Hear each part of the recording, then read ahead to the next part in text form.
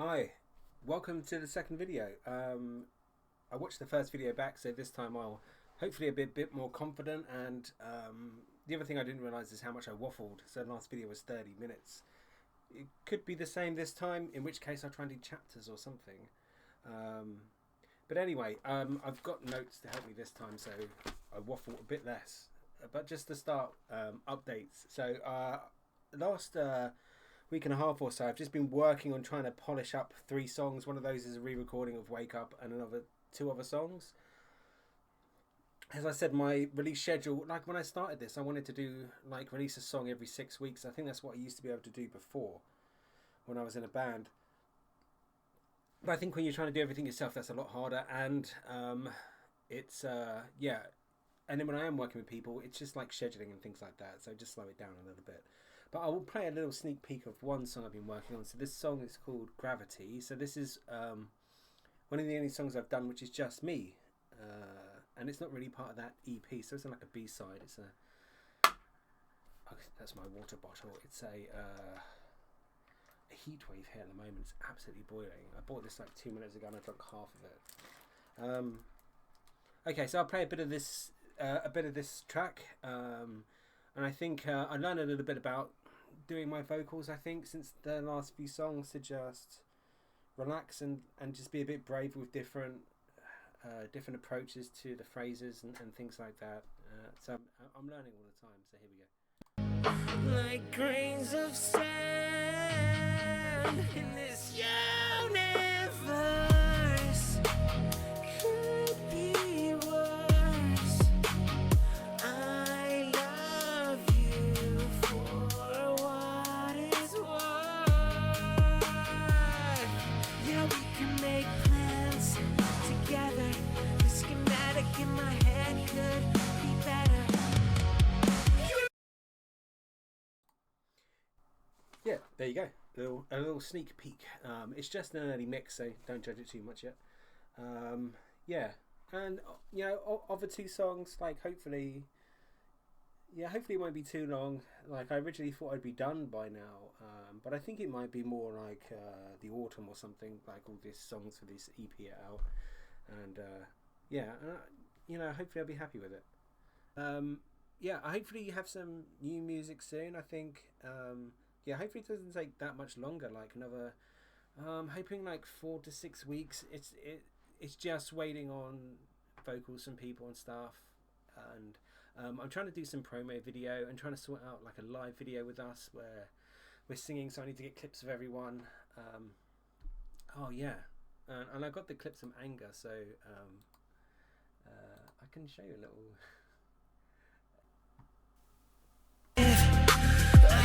I don't want you to hear too much of the song, but because it's not finished. But here he's this is him singing it in his setup, and he's doing what I haven't done, which is he's got a proper soundproofed room. Well, I'll give you a little tour of this room actually. It's not actually my room. But yeah, there was a bit. That's it. This is the technique I was missing. He does the fist when he's let's get some fist vocals. All right. Did I know you, or what you stood for? I can't sing like that, so that's why he's there. But he's awesome. How cool is that? He's that's him doing the live footage for me, which is pretty cool. So he's got a proper setup. I've not quite got a proper setup, but I'm very lucky. My son lets me use his room for this kind of stuff, so I was using it today. So, Mike, and I can give a little tour. The reason it's good because there's just stuff in here, so it's there's a lot of material in here, like curtains, and his cool football kit collection over here. So there's a lot of dampening in the room, and he's such a sweetheart. So he's I think he's the Glassroom's biggest fan, and I was going to just show this on his shelf up here. You see that there? On display, he's got the Glassroom's album. He didn't realise we had a CD till the other day. He didn't even know what a CD really was. And so I showed him, and he was like, "Oh, can I have one?" So that's how old the band was. We had CDs. So I was like, "Yeah." I remember we got these all made up. They're proper CDs, you know. Look at that. With the proper, we actually went all out and did linear notes and everything. Had a proper booklet. I'll show that. Hold on. There you go. Bit of a. This is all our drummer. Did all this. So he was like an artist. So he did all this kind of stuff, which was super cool actually. Oh, QR code. Where does that go? Probably MySpace or somewhere. Yeah, but he's such a sweetheart. So he lets me use his computer, lets me use his room, and he has a little glass room thing on display, which is so sweet. Okay, another thing I want to talk about is just about like transparency and things like that, and big topic at the moment, AI in music, and like on my project, how specifically I use AI, and then how some other acts are doing it, and what I think is or isn't good. But for me, I think the most important thing when you're doing any kind of art form is just integrity, just being honest with the audience. So for me, I see AI as a great opportunity for me, because somebody trying to get back into music, it's hard. You know, all the contemporaries I played with and people that I used to make music with are all, you know, super busy now with jobs and children and things like that. All really important stuff. And you have these ambitions and you still want to do things. So for myself, how I use it is like what I would say is, in my mind, for me, it's like the best use case of it, which is like a production tool. So there's obvious ways that I use it in this project, which I think most bands today will use it, which is like in your mastering and things like that. But the other way that I will use it is sometimes for like instrument replacement and things like that. Yeah, so let's say you want to put bass on a song or something like that. You can run it through something and create a bass line or create a piano line. Create other instruments, and it is good for that. I think all the tools I've come across in the main are really made to you just throw a prompt in and it just spits out a whole song, which is fine. I think that's how, you know, a lot of people, when they say like there's AI slop and things like that, that's a lot of what you see, a lot of what is out there, and and production wise it sounds amazing. Like the technology is really great. But for me, using it as a production tool, I would say it's still not quite there yet. Like there's all kinds of problems using it as well, and trying to separate out instruments and things like that, and trying to get what you want out of it, you know, like stems and things like that. So that's one way I use it. Another way is I'll sometimes use it for like what I call ghost vocaling, which is I didn't make it up. I looked this up and it is a thing. So I knew it was a thing. I'm just trying to find the tab to give a demonstration of how weird this is. So like back in the day, and I'm sure this 100% still happens. It's if you've got a vocalist on a track, you might wanna. There we go. You might want to like enhance the vocals. That's totally normal. You're using compressors, you're lowering the voice, you're doing EQ. But sometimes there's just ways you can't touch that. You can't make it any better. And something that they will do, not so much in my genre, but in like electronic dance music, pop music, stuff like that, is you'll essentially bring in a session singer, somebody who's just an amazing vocalist, not famous, they're just a session musician. They'll come in, they'll sing the vocals, and you'll use that as a low layer, a choir layer, to kind of like beef up the vocals and things like that. So that's something I have done a little bit, but for me mainly I'm moving away from that side of it now, because I think, as I said in the last video, the demo was just a lot more popular than I thought, which is cool. So I spent a bit of money and actually got real vocalists to come in rather than use AI vocals. But anyway, I was going to show this tool. So this is something I use, and this is like, did not have this last time I was making music. So this is amazing, right? So you can load in a vocal line, and you can just essentially pick a profile to re-sing the vocal line. And it's just AI trained on different vocalist voice. So if you take this here, this clip, if I just play, middle of the night, so that's one vocalist. all the lights are Middle of the night. Middle of the night. Middle of the night. Middle of the night. So, you know, I think there are good use cases for it.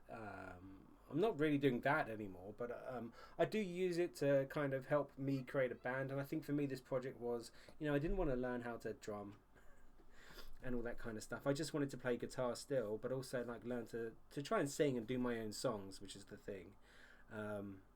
Yeah, so that's how I'm using it. But definitely it's a problem because I'm coming across more and more of, in my view, it's a bad thing, and I think for a lot of other people it is. But you know, maybe people will just, you know, hate AI altogether, and even how I'm using it. But there was one band that I found recently, and this is by no means probably the biggest band, but like clearly, it's the vocals are, they sound like they're trained on the singer from Nickelback. It's just a bunch of middle of the road kind of rock songs, clearly aimed at the US audiences, which is where, by the way, on Spotify, because like if you're different countries, they pay different prices for the Spotify Premium. So the higher the price in the country, the more revenue you get if you know those residents play your song. So like if you target a US audience, I think that's where it's most expensive. So that's where you get the most revenue, and that's clearly what this music's aimed at. And that's kind of fine. But I think they've amassed like 4.2 million streams now. So just if you don't know, probably for like if it says predominantly US listeners, that's probably about $24,000. And you know, I'm 100% sure that those songs are nothing but prompts. And I think if you're open and honest about it, that's fine. And definitely, like I think if you're somebody that likes writing lyrics, it's like poetry, and it's like a mental health thing for you. Let's say you've written poems or just lyrics yourself, and you want to hear those turned into something. I think that's really cool, and I have a lot of fun with it with my son and things like that. It's super fun, and I think that's a really healthy thing to do. But my thing is, if you're out there and you're acting like you're a band and you're denying any use of AI, and then you're just getting that revenue, and you're acting like, you know, bringing out live albums even though you've never played live, and you have probably what largely botted streams, but then also getting like floods of streams from like Facebook and stuff like that. I think it's disingenuous. I think you should just say, like, just level the playing field and say like, well, this is AI, but I've written the lyrics, I'm proud of them, and this is the result of that. I think that's fine. I'm sure there's people out there that make a living from writing lyrics and stuff like that. So to me, that would be a good way of using it. There are good ways. I think that, yeah, any way can be good. It's just be honest about what you're doing. That's, yeah. And you know, I just wanted to talk about it because it is a big issue, and I just wanted to be clear about that. I do use it a bit in my music. What I would say is like the music itself, it's like I'm the songwriter, so I have written the chord sequences, the melody lines, all the vocals are real vocals now. Well, that's the aim anyway. There probably is, like on loops at the moment that's still out, there is still like an AI female bridge, or Audemy, which is essentially AI, a bridge section in it. And that's only because it costs me a lot of money to like, if I want to replace everything, that's just going to take me time, money, scheduling, and things like that. So that's the only reason that's there. I think that is the only bit of AI vocal. It's just that bridge in mid-late in loops. That's it. It sounds good anyway. I think if I change the vocalist, you probably wouldn't even be able to tell. But for me, it's nice to just have the human voice in there anyway. Right, next on my list of things, I wanted to do flashbacks. I thought flashbacks are fun, and it's always fun for me to look back on things. So I was going to do a little bit of history of the bands that I've been in, and what I did in my... Oh, here we go, first band. So this is a band called New Star Theory. In the middle here we got singer Wayne Tomset, of various other bands since, Avalanche, and there are others, solo stuff. Can highly recommend some of the solo stuff. I enjoyed that. There's me in the middle, and this is my first band. And then on the left here's Dave, who was the bass player, and on the right here's Adam. So there's unfortunately there is a demo, not that I could find it right now, but I'm just trying to. I've got a mic in the way here. Hold on. But I tried to find some videos. So let me find New Star Theory. Here we go. Here's us live. When was this? 18 years ago. Fuck. 18 years ago. Okay. Now here we go.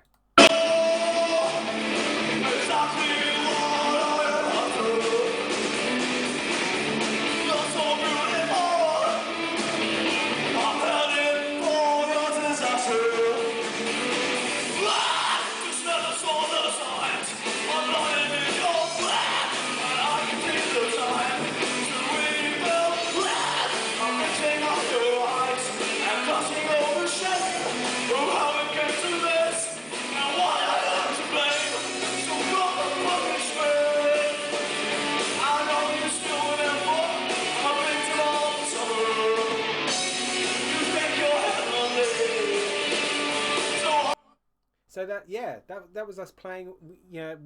We just did live shows and things like that. It was good fun. Don't judge Wayne the vocalist too much on that performance. I think this is one of our first performances, and actually I think it's his song. That's the thing. I think like he wrote all the parts, and like the guitar, the bass, and everything. And it was his song. Like we had a few of our own songs as well, but Wayne was a bit of a force of a personality, and that was he was fun to be in a band with. But I think that's probably why it didn't work as much, because you had myself and another guitar player. We went to we like grew up together, so we've been playing guitar for years, and we just wanted to do our own kind of songs. We didn't want someone to come in and write everything, which was kind of the problem. But and it just reminded me of like a rehearsal session where he was trying to probably write this song or something, and he wasn't happy with the riff I was doing. So let me get a prop. So I'd be sitting there with the a guitar in hand, like that, just doing my bit, and he'd come in and he'd say like, no, play the chord like that, and I was just like, I'm like, what? And he'd get impatient. So he would come in, strapped up. He'd come in here. He'd sneak in between myself and the guitar, which never do that to a man. So he would come in. So his head's there now, and he's playing, and I'm behind. I'm stuck to him because I'm strapped in, and he's trying to show me like, look. I'm trying to look over his shoulder. It's just like, a bit of patience. I'll pass it to you. So that was difficult. But I'm not slagging him off. It's just his way, man. The guy was a force. He knew what he wanted to do, but I don't think it worked for me and the other lads so much. So he went on and did his own things, and we still played a bunch of shows with him and stuff like that. So that was fun. Right. So Wayne leaves the band. What's next? There we go. So Wayne leaves, and then we turn into this band. Hey, this is September's Child. That's me. We get Richard as a drummer. It was basically New Star Theory. We got a new drummer kind of overlapped. He came in and then was in September's Child, and then we get Scott in the middle here on vocals, which to me was, I think Scott was a much better fit for us because he was just chill, and he was like really happy, I think, to be in a band singing. I'm not sure that he'd done it really so much before. So it was a bit like us, a little bit unexperienced, and we were all learning together. It was good fun, but like most things, bands, drama, it didn't fully work out. But before I go into that, let's look at some of the how this stuff was recorded, and it's not that different today. But here we go. Here's a mic setup for the bass drum. So just rammed that into a 6-pack of Apple Tangos. And I didn't have a mic stand either for this cymbal, so this was actually a cymbal stand, I think. It looks like one. And we sellotaped the mic on. There you go. And it was all done in my parents' garage. So here's Richard actually recording it. And and then the post recording afterwards is like, yeah, everyone came along for it anyway. Obviously, there's a bag of peat on the floor. I think there. We got Dave and we got Richard here. He's happily, I think, as a reward for doing well on the drums, he's having his Apple Tango. So here's a little clip of September's Child playing. So I don't have any recordings, but this is a song we did on a little local radio station. This is your chance to shine on the radio.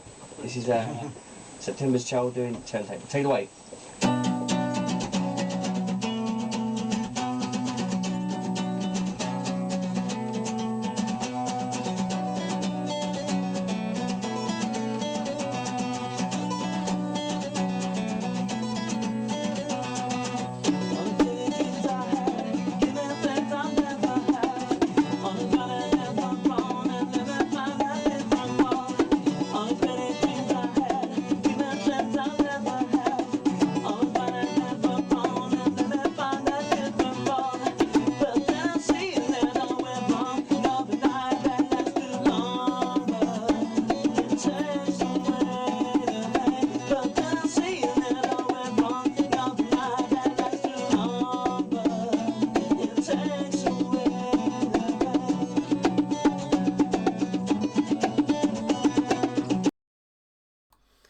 So that was a taste of what the Glassroom was like. So you can see we were going in a bit of a different direction to New Star Theory. That was kind of nice, and that was the kind of guitar that we wanted to do.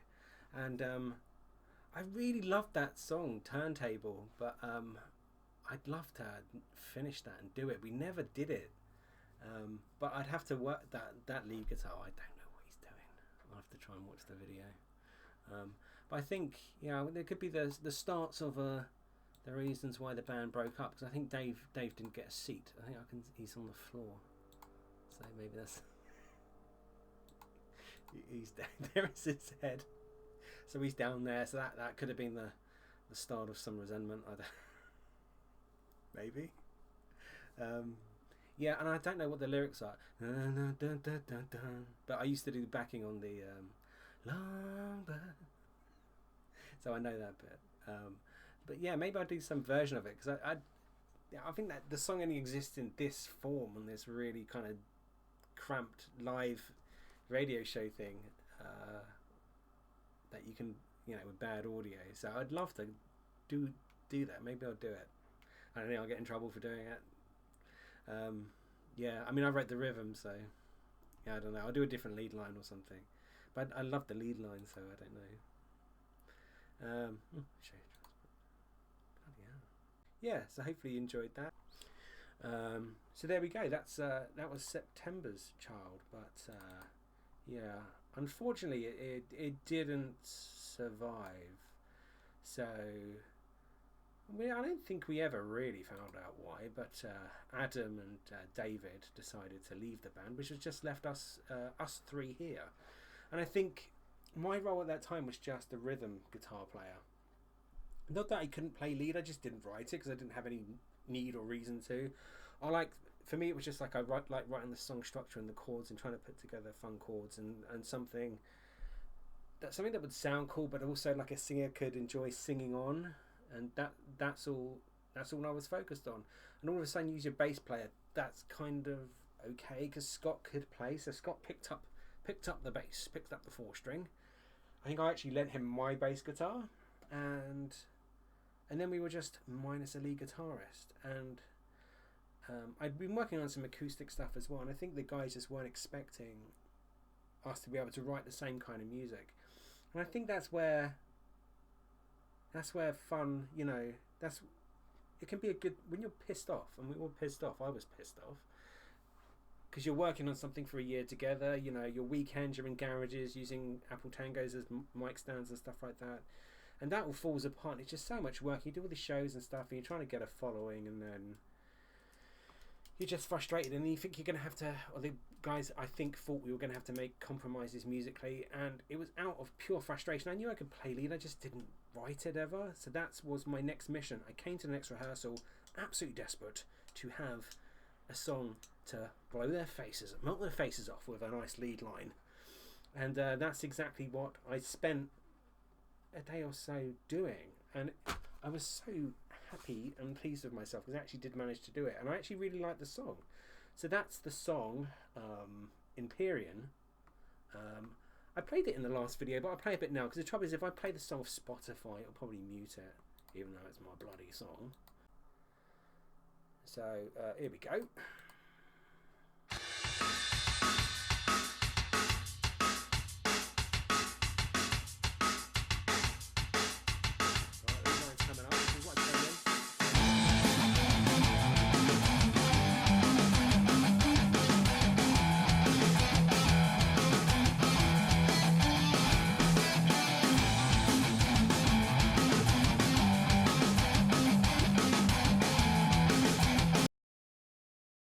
Now, if you listen, there is lead all the way through the song. So, like, even in the chorus, there'll be a lead line, if you can hear it.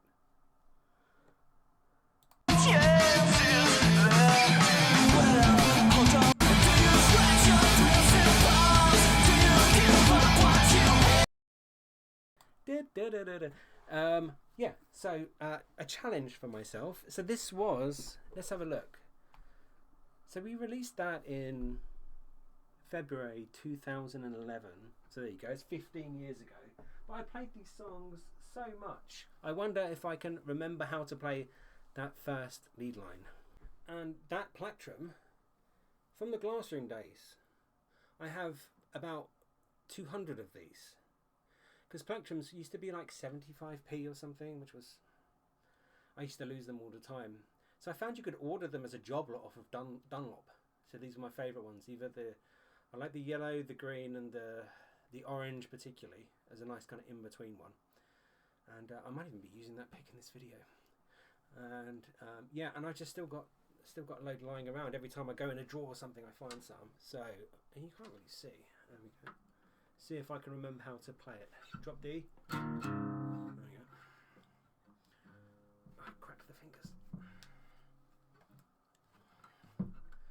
It's not usually played in acoustic, so be a bit understanding.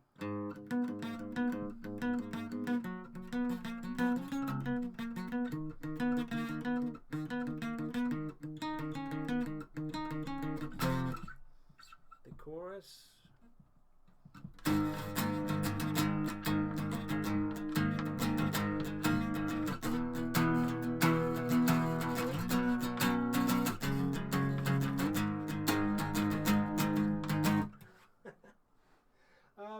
I think I remember it because you would rehearse that once a week, and we were playing gigs probably every other week, and you'd rehearse the songs multiple times a night, and when you're writing it as well, you're playing it forever, so some of them you just remember. Some of them you sort of forget about as well, but anyway, other clips. Yeah, oh, back to September's Child. I did find... Oh, here we go. Is a good Glassroom clip here, actually.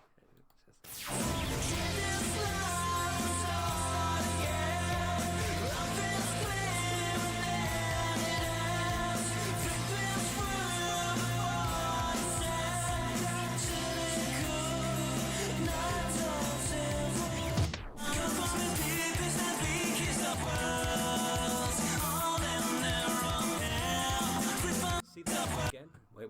I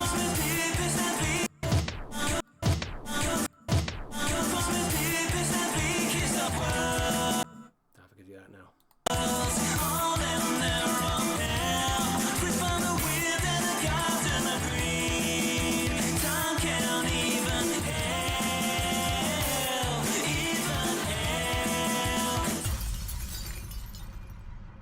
Here's the outtake of what actually happened. How I Go on.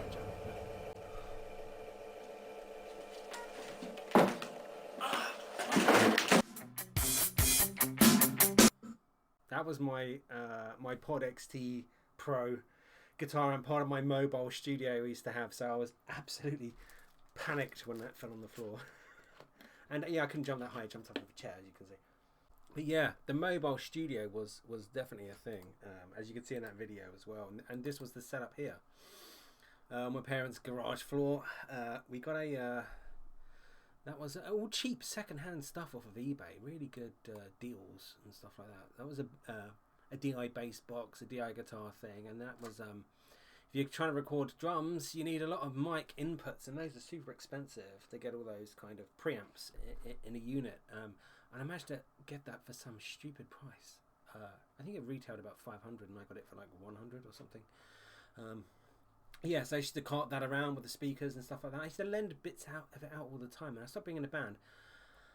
I've still got the bottom bit, the guitar bit, the bass bit. I lent that. That's gone. No idea where. My speakers gone. Some of the mics gone. So I'm going to be a bit more careful these days. But yeah, so that was the glass room, and a couple of old pics here.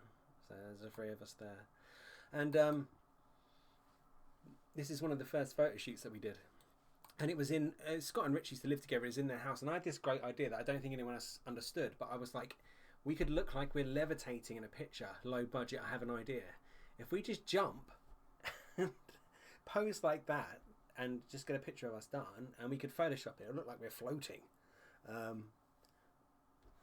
And you can tell by the looks in the faces. I'm not sure these guys really understood what was going on. But then me, I'm totally locked in. I know what's happening here. Like, yeah.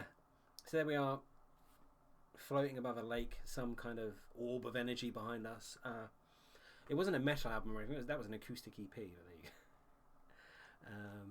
Yeah, so that's the flashback. But on the topic of the flashback, it made me think. So I, after the last video, I resubmitted the old, because a lot of the music just disappears unless you kind of maintain it and things like that. So my latest distribution company I'm using, I put the Glassroom's last album back on there. So I'll link that, or you can just search for that. Friends We Used to Have by the Glassroom. So Empyrean's there. Great track. I'll talk about some of these tracks and the story behind them at some point, but Empyrean was my kind of revenge song to say, actually, we can do lead guitar, and we don't need to find anyone else. And that's what that song was. There's a couple of like songs that started off as Glassroom songs. Maybe not. Maybe just one, which is Not So Simple. I think the rest were all new songs, actually. But there you go. Yeah, they're all new songs. But yeah, I was quite pleased with that and proud of it. And the photos you saw, so it was all recorded on that equipment. A lot of it in that garage. In the colder months, we came into my parents' living room when they weren't around, and we'd set up the drums there. So we recorded the drums for like Still Hurts His Eyes, like anything. Almost those other drums we recorded in either the in the living room. So that came out in 2011, but I've re-released it, so it's 2026 now. Have a listen, and hopefully you enjoy. So. I also wanted to touch a bit on vocalists and music that I'm listening to at the moment, or that have inspired me in the past, and Silent Drive's definitely one of them. So Silent Drive here, I'm going to recommend one of their songs to get you into them, which is 416. A reason why I think they're influential for me again at the moment is Zach Jordan, their vocalist. He was essentially a guitar player and backing vocalist for a band called Bane. A really huge band, and he kind of started to do his own thing with vocals in a band called Ink Cartridge Funeral, which unfortunately had a bit of a sad story, as did the start of Silent Drive. So their drummer and longtime friend Stephen Neal died in a car accident, and I think certainly Love Is Worth It, their first album, and Fairhaven, their follow-up. But in particular, I think Love Is Worth It, that album is predominantly about, that story of loss and grief, and I think that's one of the things I like about this kind of like melodic post-hardcore music. It's it's heavy and all the rest of it, but behind it there's can be like really strong and powerful meaning, and because he was a backing singer and then did his own thing with vocals, and I think that's what makes him interesting and why he's inspiring for me at the moment, is because you can listen to him and you would say you're trying to pick apart what he's doing technically, and you would say like probably technically he's breaking rules, and I think above everything else, above like technique, for him is about emotion, and I think that's what just makes him different. And I think the more you try to to narrow yourself down with technique and things like that, the more you just end up sounding like somebody else. So Zach was just really great for me in that respect, and I recommend this song because, like I say, it has a sad story behind it, as does the band in general. But what a fantastic song, and you can really hear his both sides of his vocals, the soft and then like his screaming. I don't know if it's Fry or whatever it is. I think it's just him just blasting out emotion, honestly, and I think that's what makes this song special. And unlike most songs about loss or grief, it's not all positive, which is, I think, credit to them as well. The song, like Grief, I think goes through the stages, and the first chorus isn't a happy one, and then the lyrics flip later on at the end. And I think you see that's what I do in some songs. I don't just repeat a chorus. I usually change the lyrics to show some kind of progression. So that the idea for that kind of stuff will come from bands like Silent Drive and singers like Zach. So I'll play a bit of this song. Probably get muted. If it does, you can find it on Spotify everywhere. Here we go.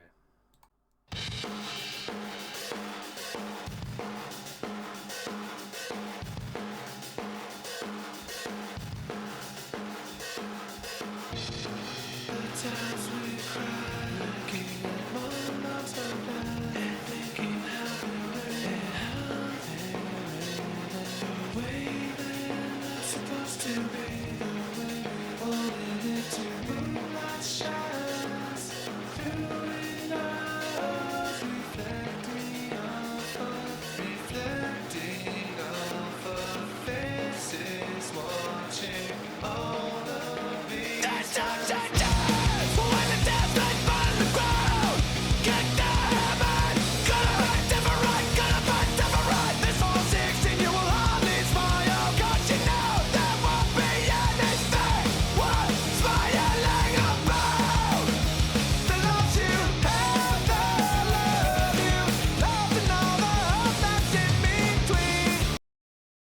So whenever I was in a band with anyone, I would always get them to listen to this album. I want to make music like this. I want to sound like these guys. And all of them were really, really great musicians. The drummer, guitar player, everyone, bass player.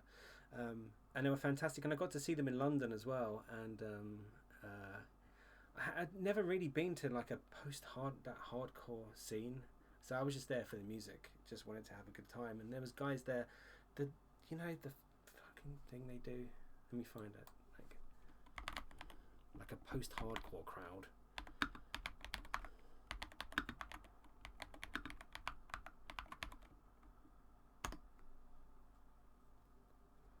Yeah, so I'm there thinking like, oh God, I play Broken Hearts Club or whatever it is, or Rooftops. Yeah, I'm just waiting, and I say, oh, I wonder how they are going to arrange that with four of them. I wonder how that's going to sound. Yeah, and then it's this. It's just.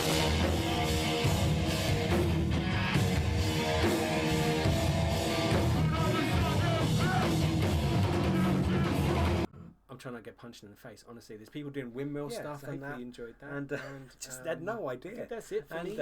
This video. So I'm just sort of at the back with a beer or something like that. And one time we played somewhere, and there was a couple of guys doing that, which I thought was quite cool. And the rest of the band didn't know what the hell was going on. Yeah, so that's Silent Drive. Go check them out. 2 albums. Highly recommend. Okay, I think that's it for today. And until next time.